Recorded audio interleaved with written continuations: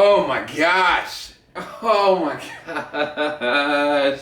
I'm sorry, YouTube. I'm trying to recover. Like, literally, I just got done watching this episode of The Walking Dead. Name of the episode is Thank You. Okay.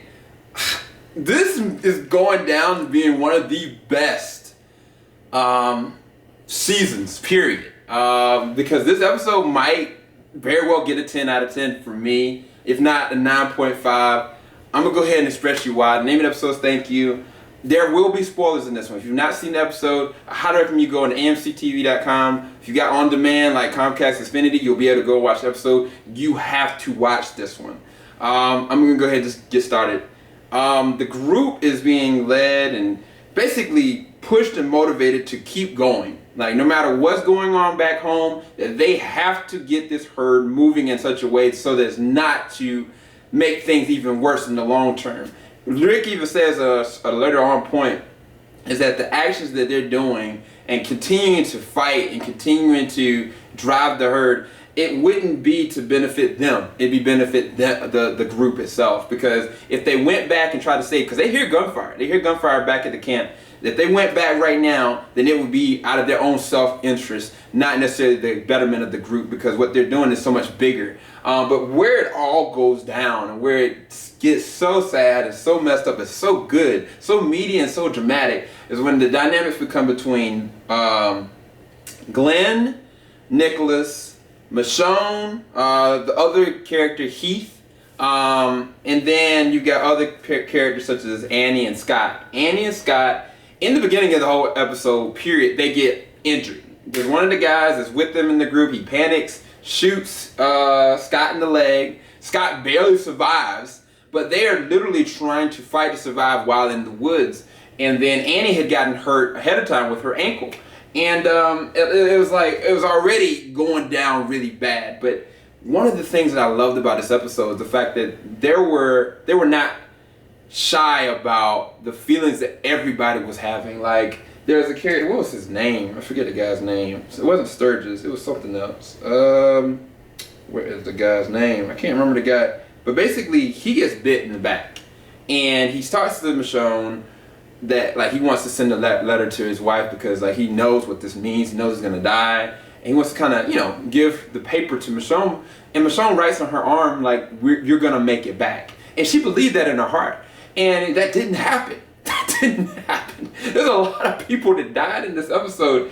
And even like with Heath basically didn't like the way that Rick kind of said what he said, because basically alluded that Rick's group, his family, is going to make it back and everybody else is expandable because they are not worth it or they can't make it. And that's not what he meant. Even like Michonne equated to him is that Rick has been through the fire and flame, through the crap, through the blood. She gave one of the best, in my opinion, interpretations of who Rick is and his mind state. She said to him, she's like, you've never been to the point where you've got something's blood all over your entire body and you don't know if it's your mom, you don't know if it's like a walker, you don't even know if it's your own blood, and you're still trying to move to survive. That is the mentality of Rick. And he was giving her flack this whole entire episode, and I was just like, dude, shut up. You don't know. You don't even know what happened to Noah. Noah in and of himself was deliberately left behind, as well as Aaron,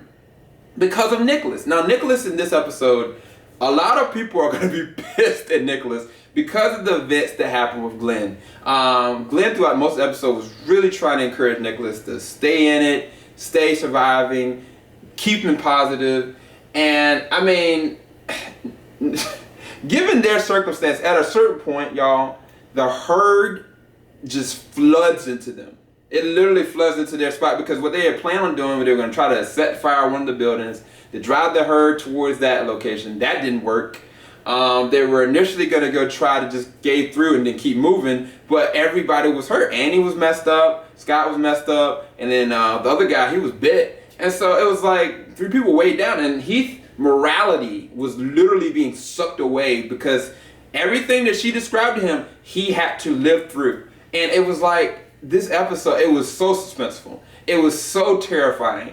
And I mean, it wasn't just the fact that, yes, Annie died. She died like a trooper. Like any other person, like they were trying to survive. Everybody was trying to keep everybody else alive. She died like a trooper. I give her salute.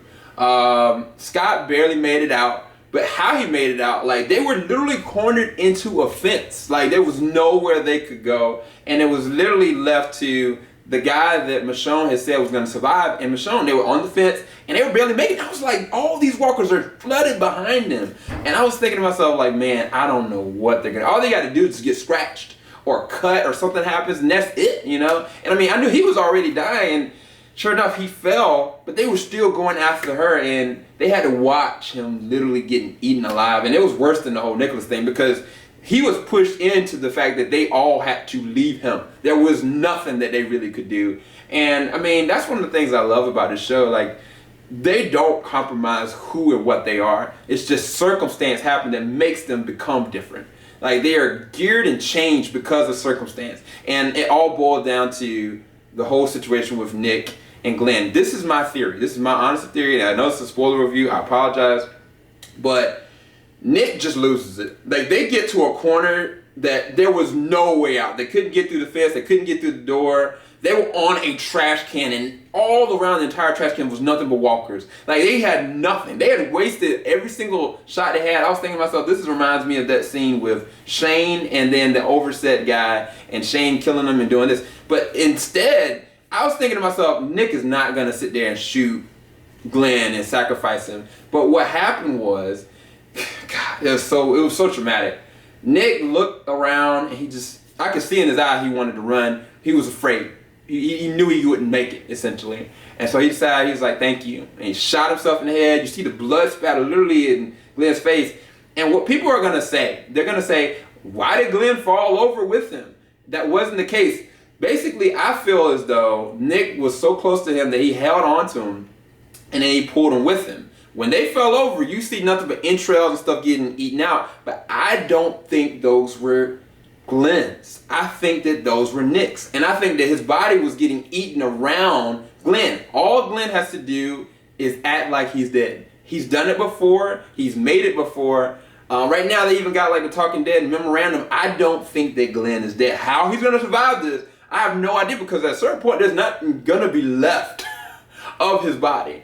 But either way, it was like everybody was on the grind. And I think if Glenn died because of that, they didn't make it clear.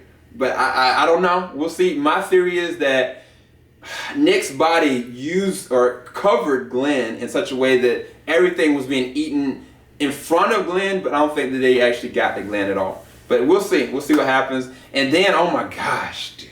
And I thought it was over. Rick, he gets not only, like, he is running the whole entire time to try to make this plan work. And I mean, it was like, it was so good acting, because you could literally see just the sweat and the desperation and everything just come on off of him. And like, he made it to the destination. He had cut his hand, and like how he had to survive, it was just crazy, because these wolves, they came up behind him, and it was like, he even saw on one of the wolves like a baby, the baby pears, like the pears that I think Aaron had given for Judith. And so he's left in his head that this baby might be gone, but he had already told the group what they had to do. So I don't know. All I know is that he was able to survive all three of them, or four, or actually a little bit more than that. But it was just so crazy, because now the car is messed up from shooting, the engine getting shot out. And on top of that, what happened is that all of them flooded towards them. So I don't know. I really don't know what's going to happen. They the memorandum that just came up, it showed Nicholas. It didn't show Glenn. I'll say that. I'll say that for record, because I'm looking right at it right now. So Glenn might be still alive, y'all. We'll see. But it was an amazing episode from start to finish. And I mean, each episode has been different sequences of things happening. I think the next episode alludes to, like, basically Morgan. You're going to find out why Morgan was trying to keep his humanity, because he's about to go into his clear mode. What I mean by that is, when he was stuck, it was the fourth season, and Rick and them had to go and get him, out of like his mindset of securing everything. Like, I feel like he's about to revert to that, and it might not be safe for anybody. So we'll see what ends up happening. This was an amazing episode. I don't know whether to get a 9.5 or a 10. I'm just going to give it a 10 just because it was genius and it was scary and it was graphic and it was everything that I thought. I didn't, never mind, I'll take that back. I never expected it to be this good, especially the third episode in. Highly recommend you go check it out. This is SCL0320 representing JVS. Hope you enjoyed this review. Stay tuned for next week's episode, episode 4. We will be reviewing that as well. Peace, y'all.